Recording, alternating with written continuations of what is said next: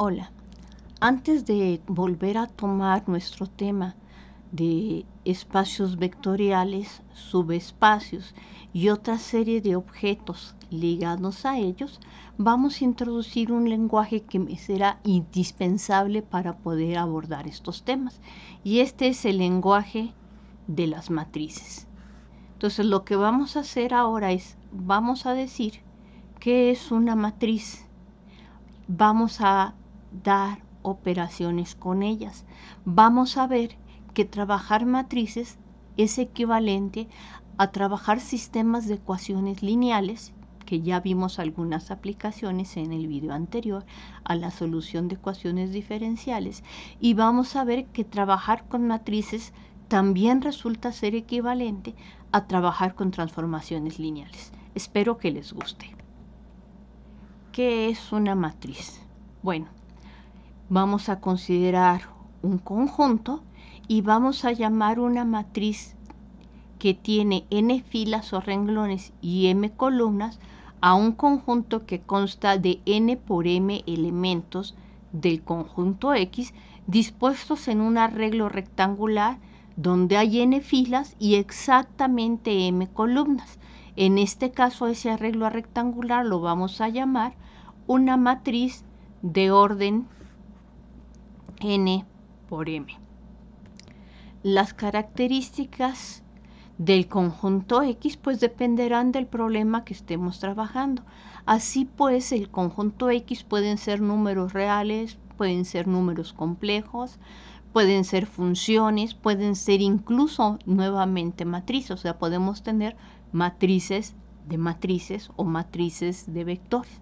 O sea, todo dependerá del problema que estemos trabajando. Podemos colocar dentro de la matriz funciones, podemos colocar píxeles, o sea, realmente es muy amplia la cantidad de datos que podemos poner como coeficientes o términos de la matriz.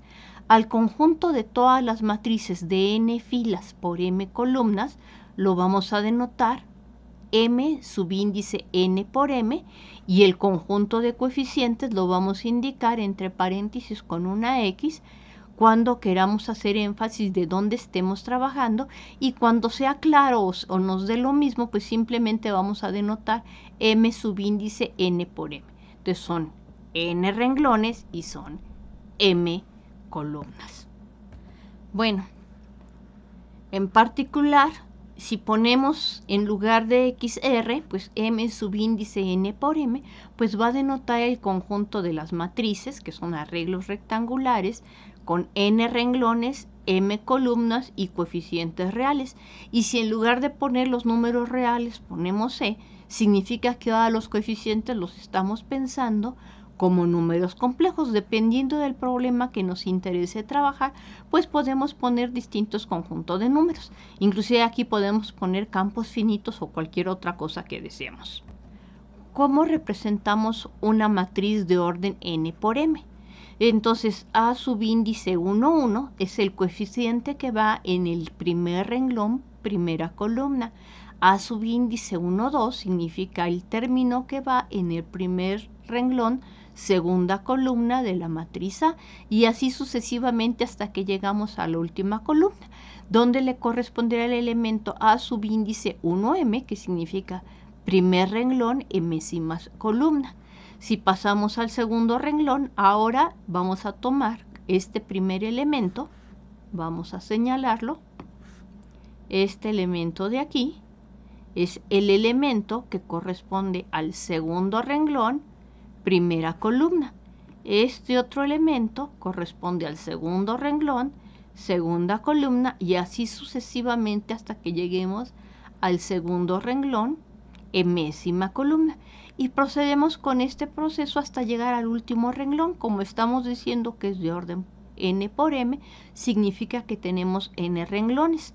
Así, en el último renglón tenemos, en el primer lugar, el elemento a subíndice n1, significa el elemento en el renglón n, columna 1, luego tenemos el elemento en el renglón n, columna 2, hasta que llegamos al elemento en el renglón n, columna m. Okay.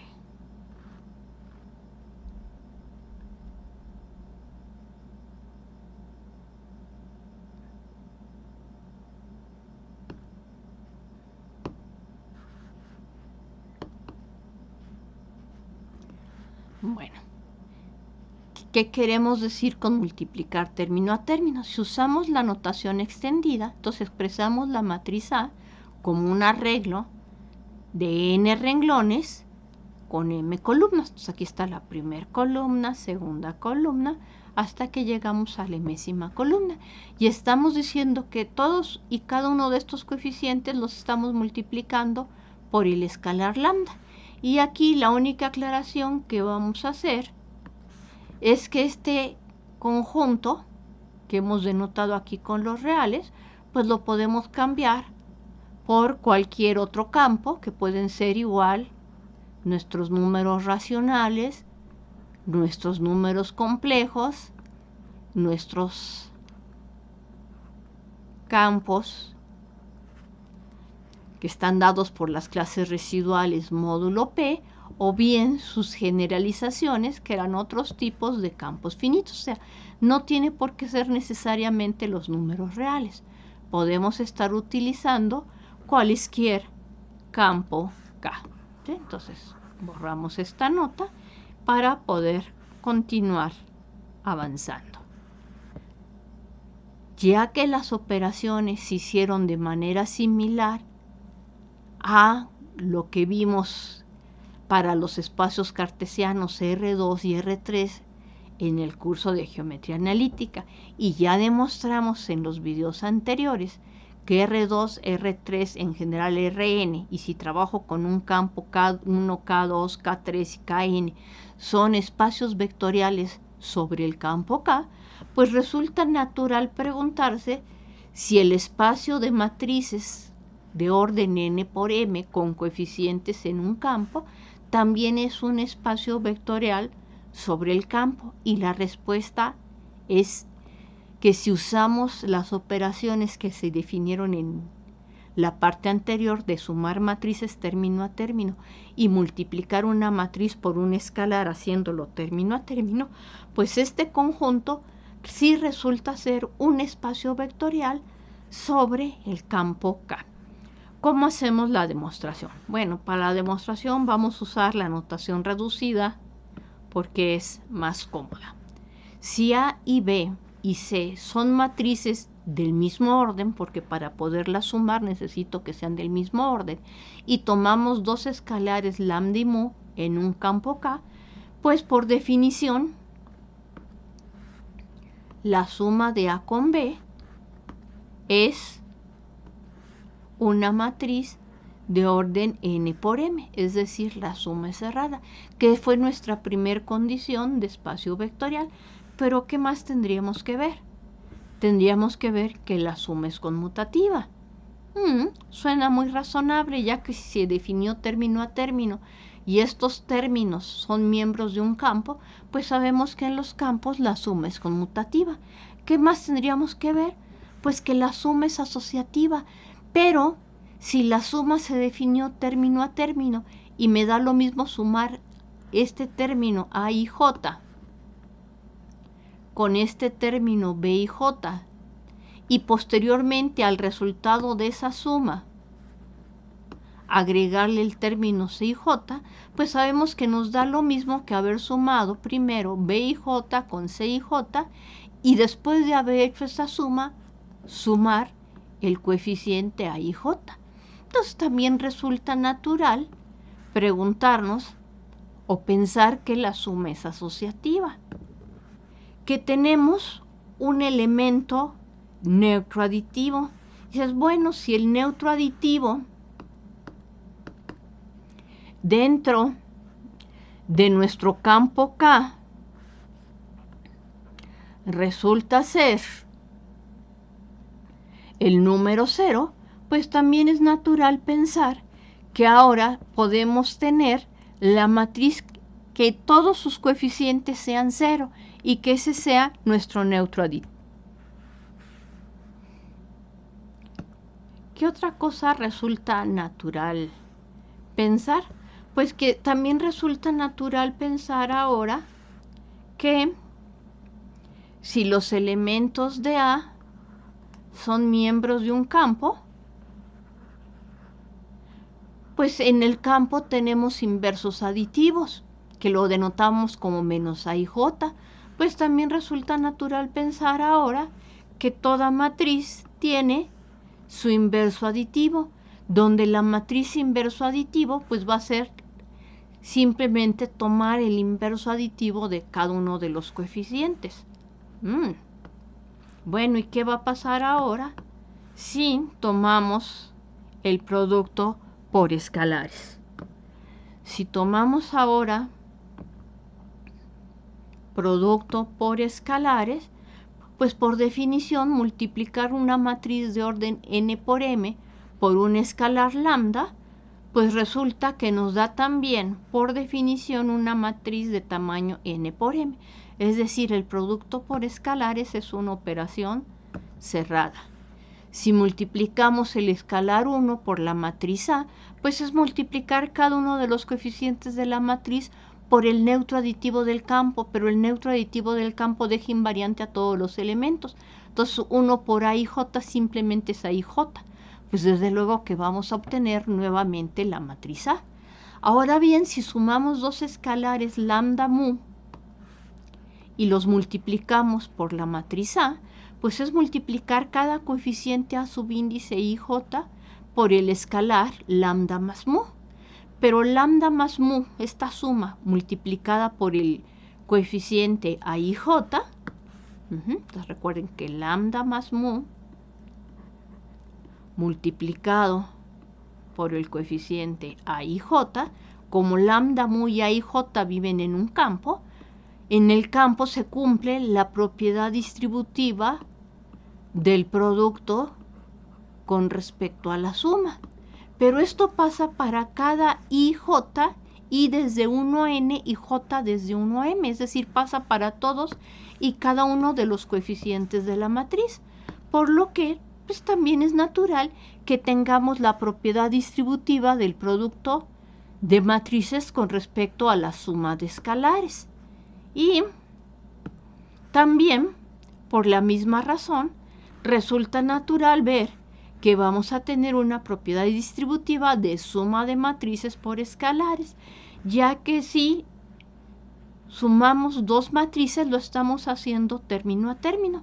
Es decir, si sumamos el término AIJ de la matriz A con el correspondiente de la matriz B, que es el BIJ, y lo multiplicamos por un escalar, ya que tanto lambda AIJ y BIJ son elementos del campo, pues nos va a dar lambda A subíndice IJ más lambda B subíndice IJ. Pero estos términos que estamos señalando aquí, lambdas AIJ, son los coeficientes de la matriz lambda A, mientras que los coeficientes de lambda BIJ son los coeficientes de la matriz lambda veces B. Entonces también es natural pensar que tenemos esta segunda propiedad distributiva de producto con respecto a la suma de matrices. Y la propiedad asociativa del producto de escalares por la matriz nuevamente es, ¿qué significa hacer esto? Pues significa que vamos a estar multiplicando el escalar lambda mu por todos y cada uno de los coeficientes de la matriz A. Es decir, vamos a estar multiplicando por A, I, J para cada I desde 1 hasta N y J desde 1 hasta M. Pero tanto lambda mu como A subíndice y J son elementos de un campo y en un campo se cumple la propiedad asociativa del producto. Es decir, esto nos va a quedar lambda que multiplica mu veces A y J. Pero estos coeficientes mu subíndice A y J son los coeficientes de la matriz mu veces A. Y entonces si a la matriz mu veces A la multiplicamos por lambda, pues obtenemos lambda veces la matriz mu A, que tiene precisamente a todos estos coeficientes que hemos señalado. Así también tenemos la propiedad asociativa del producto de una matriz por un producto de escalares. Oye, pero estos son exactamente los 10 axiomas de espacio vectorial y acabamos de justificar por qué se cumplen todos y cada uno de ellos. Así la conclusión es que el espacio de matrices de orden n por m es un espacio vectorial sobre el campo K, donde K es el campo de coeficientes de las matrices. No estuvo mal. Esto resultó muy interesante y fue análogo a lo que hacíamos para R2, R3 o sus generalizaciones que eran K2, K3 o Kn, donde K es cualquier campo. A continuación daremos unos ejemplos de cómo hacemos suma de matriz. Entonces supongamos que A es la matriz 2 menos 1, 0, menos 4, 2, menos 5.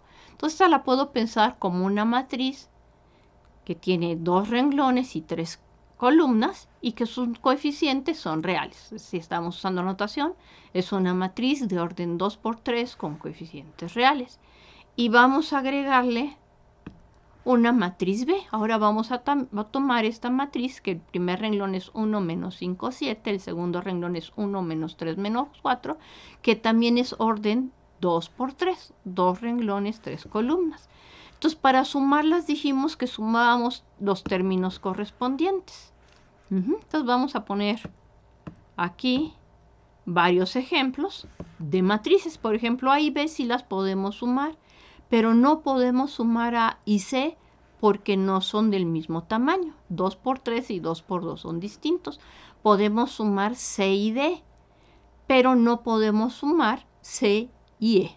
¿Sí? Entonces es muy importante el orden. Entonces vamos a ver algunos ejemplos de cómo funciona la suma y cómo funciona el producto por escalares. Entonces, por ejemplo, si quiero multiplicar la matriz A por el escalar 2, decimos que tenemos que multiplicar cada uno de los coeficientes de la matriz A por el número 2 y colocarlos en su lugar correspondiente, ¿ok? Entonces tenemos que hacer todos estos productos y colocarlos en los lugares que le correspondan. Entonces tenemos que multiplicar menos 2 por 2 y eso iría en el lugar 1, 1. Menos 2 por menos 1 iría en el lugar 1, 2. Menos 2 por 0 iría en el lugar 1, 3. ¿Sí? Menos 2 por menos 4 iría en el lugar 2, 1. Menos 2 por 2 iría en el lugar 2, 2. Y menos 2 por menos 5 iría en el lugar 2, 3. ¿Sí? Entonces aquí estamos ya expresando esos productos con lo que obtuvimos el producto de la matriz A por el escalar menos 2. Veamos otro ejemplo. Ahora, si a la matriz B, que sabemos que es de orden 2 por 3, le queremos restar 2 veces la matriz A, pues aquí arriba ya hicimos 2 veces A y obtuvimos este resultado. Entonces tenemos que escribir la matriz B y tenemos que copiar la matriz menos 2A para ver qué resultado tenemos. Entonces, esta parte de aquí es la matriz B. Esta otra parte es la matriz A y dijimos que se sumaban término a término. Es decir, tenemos que sumar el 1 con el menos 4, el menos 5 con el 2. Bueno, el 1 con el menos 4 va a ir en el lugar 1, 1. El menos 5 con el 2 va a ir en el lugar 1, 2. El 7 con el 0 irá en el lugar 1, 3. El 1 con el 8 irá en el lugar 2, 1. El menos 3 con el menos 4 irá en el lugar 2, 2. Y el menos 4 con el 10 irá en el lugar 2, 3. ¿Ok? Entonces, ya que lo señalamos, pues vamos a ver cómo queda descrita esta suma. 1 menos 4 nos dio menos 3, menos 5 más 2 nos dio menos 3, 7 más 0 nos dio 7, 1 más 8 nos dio este 9, 1 más 8 nos dio este 9, menos 3 menos 4 nos da este menos 7 y menos 4 más 10 nos da este número 6. Entonces ya vimos un par de ejemplos. Continuemos. B más D, como mencionamos en la parte anterior, no está definida porque una es de orden 2 por 3 y D es de orden 2 por 2. No podemos sumarlos. ¿Sí? ¿Qué otra cosa sí podemos hacer o no podemos hacer? Bueno, siempre podemos multiplicar una matriz por un escalar. Entonces, si ahora tomo la matriz C y la multiplicamos por 5, pues tenemos que multiplicar todos y cada uno de los coeficientes de C por el número 5.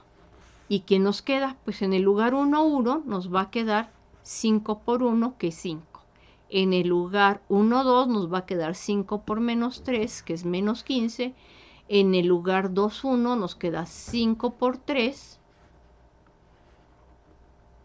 que es 15. En el lugar 2, 2 nos queda 5 por 1, que es 5. Ahora, otro ejemplito. D y C sí tienen el mismo orden, por lo tanto D y menos 5C siguen teniendo el mismo orden. ¿Y cómo la sumamos? Pues simplemente término a término. Entonces, si D era la matriz 5, 3 en el primer renglón, menos 1, 4 en el segundo renglón, y acabamos de ver que 5C es 5 menos 15, 15, 5, pues el inverso aditivo pues será cambiar el signo a cada uno de sus coeficientes, según vimos en la demostración de que las matrices de tamaño m por n son un espacio vectorial. Entonces nos queda 5 menos 5 es este 0. 3 menos 15 es 3 más 15, que nos da este 18 de aquí. Menos 1 menos 15 nos da menos 16. 4 menos 5 nos dio este menos 1 y eso nos daba una matriz 2 por 2. Y finalmente, con los ejemplos que tenemos, pues la matriz E no la podemos sumar con ninguno de las anteriores, pero sí la podemos multiplicar por cualquier escalar. Aquí en particular le estoy multiplicando por el número menos 1 y obtenemos menos 1 por 3 menos 7 y nos da menos 3 más 7, ¿sí? Entonces acuérdense que cuando ponemos menos C es el inverso aditivo de E, o bien la podemos interpretar como menos 1 por E. Entonces menos C es el inverso aditivo de E, pero también la podemos pensar como el escalar menos 1 que multiplica a E. Entonces acuérdense que este es un símbolo, porque en el caso de los campos finitos, pues menos 1 podría ser igual a 2 en el caso de F3, ¿no? Entonces son detalles, es un símbolo que indica el inverso aditivo del número 1. Y bueno, D no lo podía sumar con E, no lo podía sumar con, bueno, tampoco podía sumar B con E ni A con E. Entonces son las operaciones que hemos visto hasta el momento. Bueno, si K es un campo, en particular las matrices cuadradas, es decir, aquellas donde el número de renglones y el número de columnas coinciden, pues también es un espacio vectorial porque lo hicimos para cualquier orden. Sí, entonces hay algunos subconjuntos distinguidos de las matrices cuadradas que resultan ser subespacios de las matrices de orden n por n.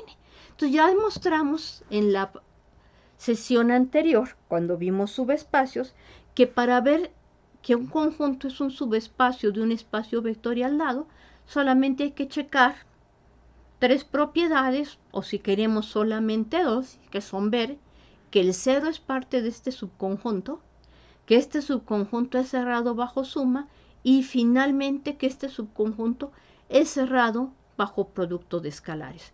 Con esto vamos a poder dar algunos ejemplos de subespacios de matriz. Por ejemplo, y son ejercicios muy sencillos de hacer, el conjunto de las matrices triangulares superiores, es decir, abajo de la diagonal todo es 0, es un subespacio de las matrices cuadradas. Entonces, por ejemplo, si estamos pensando en las matrices cuadradas de orden 2, pues entonces vamos a poner T subíndice 2 a las matrices cuadradas de orden 2. Entonces aquí tendríamos A11, A12. Entonces aquí tendríamos que decir abajo de la diagonal es 0. Y aquí tendríamos A22, donde A11, A12 y A22 son elementos de nuestro campo. Y por la forma en que definimos la suma de matrices, pues es claro que si sumamos dos de estos objetos, pues vamos a obtener nuevamente un objeto que es de este mismo estilo. Y simplemente es una consecuencia de la forma en que definimos la suma de matrices, perdón. Este de aquí dijimos que era 0. Aquí está 1, 1. Aquí está 2, 2. De aquí nos queda B, 2, 2. Entonces esto es igual a A1, 1 más B1, 1. A1, 2 más B1, 2. 0. A2, 2 más B2, 2. Y tenemos que cerrado bajo la suma. Pero si multiplicamos aquí por un escalar, pues es lo mismo que aquí multiplicar por un escalar y lo estaríamos colocando en esta parte. ¿Sí? Y claramente la matriz 0, que es poner 0 en todos los lugares, forma parte de este conjunto.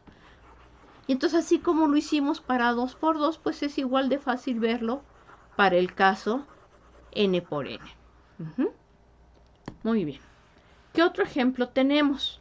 Que también es muy sencillo de ver que es un subespacio. Las matrices diagonales.